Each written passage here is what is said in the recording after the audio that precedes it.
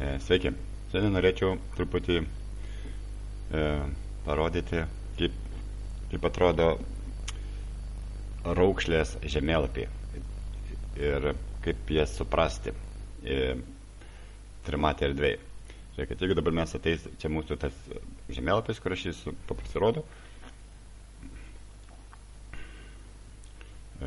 Šitas, mes čia turim pjovelinį, jis nepasuktas čia. Parodysiu. Ir jeigu ateisim prie mūsų pjūvio linijos, mes turim tokias formas ir kaip sakiau jau, kad čia yra šitas čia yra, sakiau, yra kas čia antiklina, čia sinklina, čia yra sinklinos ašis, čia yra antiklinos ašis. Ir kaip tai, kad jums būtų šiek tiek lengviau, tai suprasti, aš padarysiu, noriu parodyti, kaip jos atrodo trimatė erdvėje. Na va, čia mes turime pjūvį, čia yra pjūvis, čia yra raukšlių sąstatas, antiklina, sinklina, antiklina, sinklina.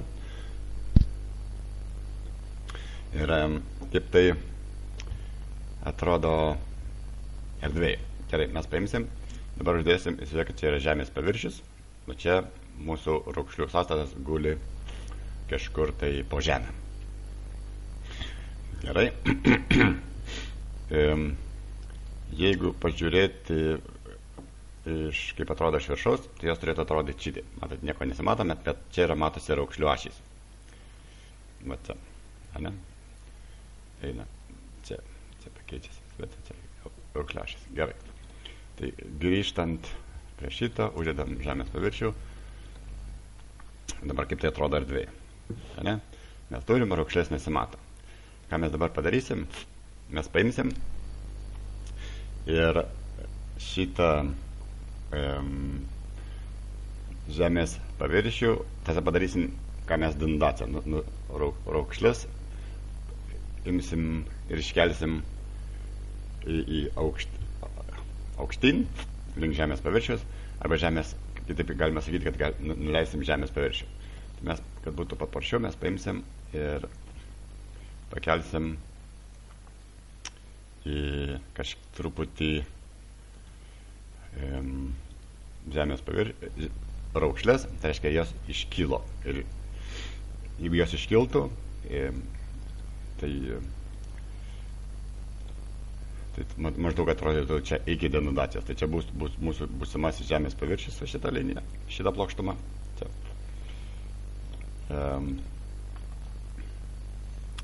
Ir dabar jeigu mes paimsim ir nudenuduosim lygiai su žemės paviršium, tai jungsim denudaciją šitam lygiai, kur matosi raudona linija, ir padarysim OK. Štai, tai dabar jeigu mes išjungsim mūsų raukšlės, tai tai va šitą, čia nenusispalvoja atskirai, bet kažkaip matysit. Tai reiškia, čia yra mūsų suraukšlėtos uolienos, o tarp jų yra, čia mums reiktų pavadinti. Tai reiškia, imkim ir pavadinkim, kad čia apačioj bus, tarkim, apatinis sluoksnis, čia vidurinis, o čia viršutinis. Ir jeigu mes dabar paimsim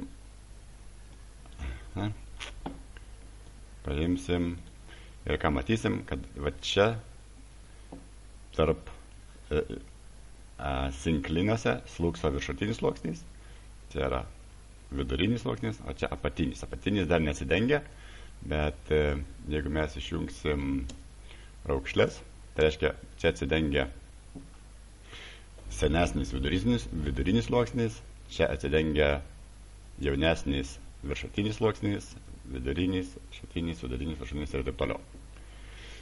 jeigu mes dabar paimtumėm ir pažiūrėtumėm, kaip atrodytų žemėlapį, čia vaizdas iš viršaus, ne? Tai ką pamatytumėm, kad mes matytumėm, kad daug lygiagrečių kontaktų,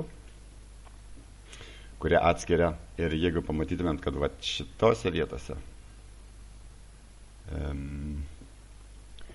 va čia sluoksniai, jeigu parodytų tą T, aš nelabai man negaliu parodyti, bet čia tas polinkio linijos būtų į šitą pusę, į šitą pusę, į šitą pusę ir į šitą.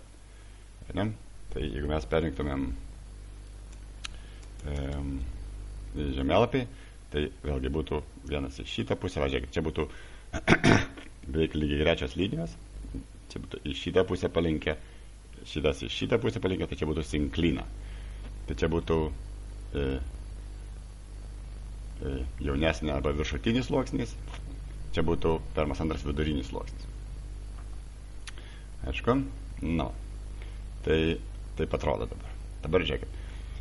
Čia yra tokia sąlyga, kad mūsų šitos raukšlės yra simetriškos ir cilindrinės. Ir jų šarnyras, arba šita dalis, šarnyrinė dalis, ne, yra lygiai greiti žemės paviršiui. Ne? Jeigu mes pažiūrėtumėm iš kokių nors šono, ne, tai čia yra ne? Čia mūsų čia vaizdas iš šono. Ne? Čia iš šono. Tai reiškia, šita linija, šarnyras, yra lygiai greiti žemės paviršiui. Tai yra šarnyro linija, yra lygiai greiti žemės paviršiui. Gerai. Dabar ir jeigu mes išjungiam šitą, matot, jungiam žemėlapį, tai yra vaizdas iš viršaus, matot, kad visas linijos lygiai grečios.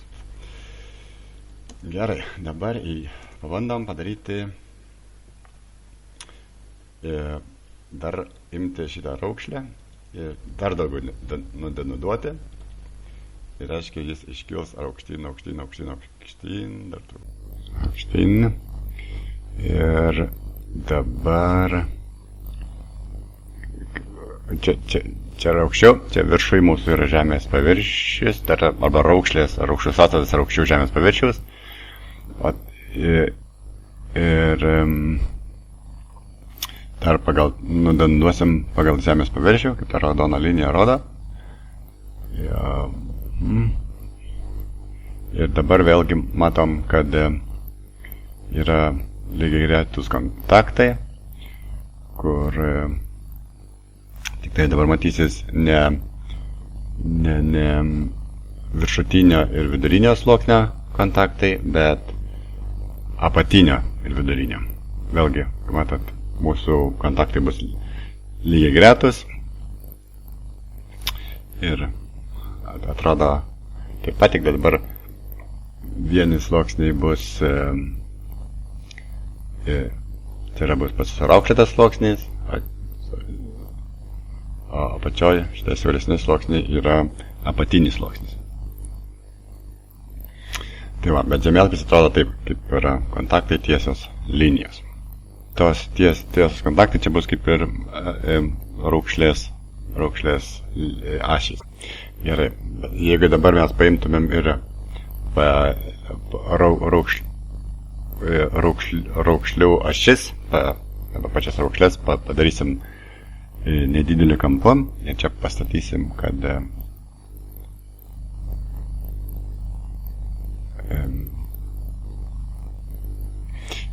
padarysim nedidelį polinkio kampu ir čia matot, šarnyras yra palinkęs, čia ta juoda linija yra žemės paviršius, taip atrodo maždaug iš šono.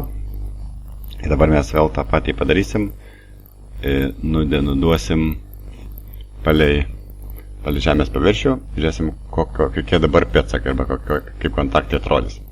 Kai matot, kontaktai atrodo jau nebe lygiai gretus, jau čia neimkite į galvą, čia dėl to, kad mūsų žemės paviršius baigėsi, bet svarbiausia, kad tai yra linijos arba kontaktai nebėra lygiai gretus, bet daro tokias kaip ir raukšlės žemės paviršių. Šitos žalios linijos taip atrodė anksčiau, jeigu atsimenat. Jo, ir tos linijos eidavo nuo žemėlapio krašto iki žemėlapio krašto, jeigu raukšlių ašys yra lygiai grečios. Bet dabar taip, kaip matot, nėra. Ir matot, ant žemės paviršiaus irgi matosi vingiuota linija. Ir tai rodo, kad tai yra raukšlė. Bet nebūtent ne šiaip raukšlė, bet pasvyrusi raukšlės ašis yra su tam tikru polingio kampu. Va. Ir kaip matot, yra kraigo kontaktas. Čia yra kraigo, o čia yra pado. Tas mūsų antras sluoksnis arba raukšlė, tas vidurinio sluoksnio. Va. Ir dabar, jeigu ją sujungtumėm liniją, tai būtų mūsų raukšlės ašis. Ir tie vingiai, arba tos raukšlės pėdsakas. Ir tam tikro, atkreipkite dėmesį, kad tai yra pakankamai tas tai vaizdas žemėlapyje, tai yra tos gana į amplitudė aukšta. Dabar, jeigu mes paimtumėm ir padidintumėm polingio kampą, pažiūrėsim, kaip tada atrodo žemėlapyje, jeigu į vaizdas.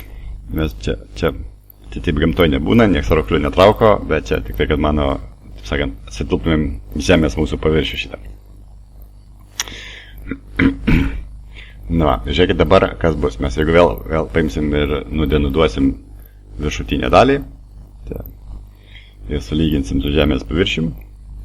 Dabar žiūrėkit, viskas atrodo taip pat, tik tai aukštis amplitudė tų raukšlių žemės paviršiaus arba pėdsakų yra kur kas mažesnė. Žiūrėkit, anksčiau buvo matot, kur kas didesnė. Tai irgi tai sako, tai atkreipkite, kad tai sako kokio polingio kampu. Ne tai, kad galima paskaičiuoti, bet vizualiai galima pažiūrėti. Vėlgi, čia yra kontaktas tarp pirmo antro arba viršutinio vidurinio, o apačioj yra tarp apatinio vidurinio sluoksnio. Jeigu dabar mes paimsim dar vieną variantą, kai raukšlės ašis bus statmena žemės paviršiui. Ir mes vėl eilinį kartą patrauksim raukšlę, kad mūsų tilptų į mūsų žemės paviršių. Ir imsim ir nudenuduosim.